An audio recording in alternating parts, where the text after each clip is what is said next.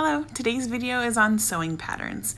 They can be a little bit intimidating at first, but hopefully by the end of this video, you feel much more confident and ready to sew with a pattern.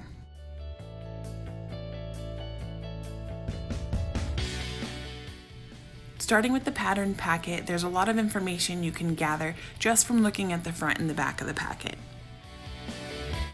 This particular pattern we're using today is a simplicity pattern. The pattern number is in the top left-hand corner of the pattern packet, and then just to the right of that pattern number are the sizes that are included in this pattern itself. The front of the packet also shows you everything you can make using just this pattern. For example, on the left-hand side here, there's vest, jacket, shirt, pants, beanie, coveralls. All of those can be made with this pattern alone. Rarely would you buy a pattern that just has one option for you to make. Going back to the sizing that was listed here at the top, right here it's extra, extra small, small.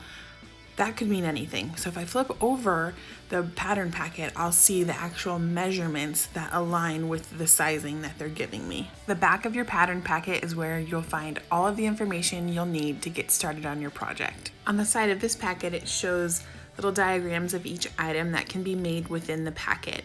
Each item is also lettered, which we'll get to in a second.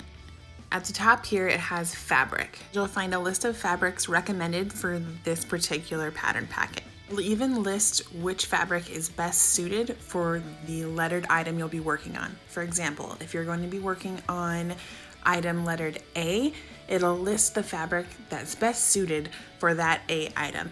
Right below the fabric are the notions, and notions are anything extra you'll need for your project, like zippers, elastic, bias tape, things like that.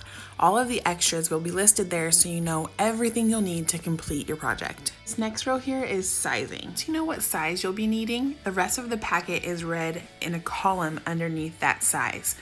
So you're not going to be looking at anything else other than the column right under the size that you're going to be working on for this project. The remaining rows are lettered to coordinate with the lettered items that can be made within the packet. If I want to make garment A, I'll look for the row labeled A, and then I'll look under the size that I want, and that'll tell me the yardage of material I'll be needing. Once you're ready to get started on your packet, you go ahead and open it up, and you'll have directions and then the pattern itself, which was a total surprise to me the first time that I opened a pattern packet. When you first open the directions here, you will see all of those lettered diagrams that correlate with the pictures of the items you can make. Then over to the side here, we have numbered pattern pieces. So stick with me here.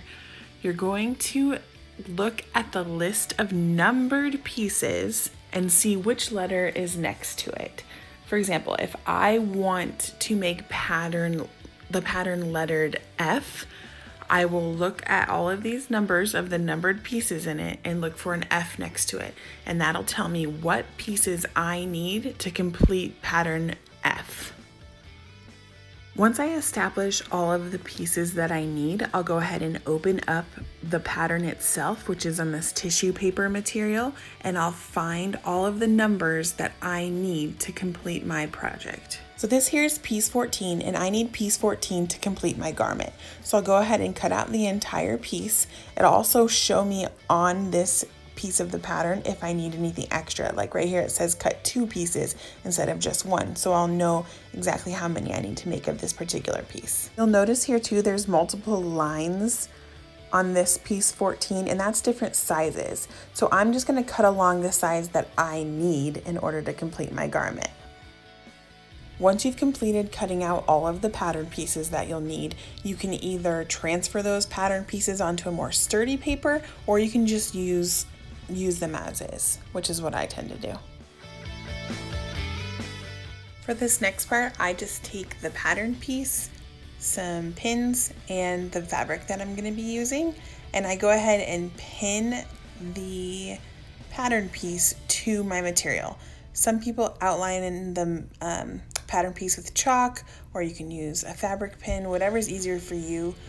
I tend to just pin it and cut it out that way, and it works just fine for me.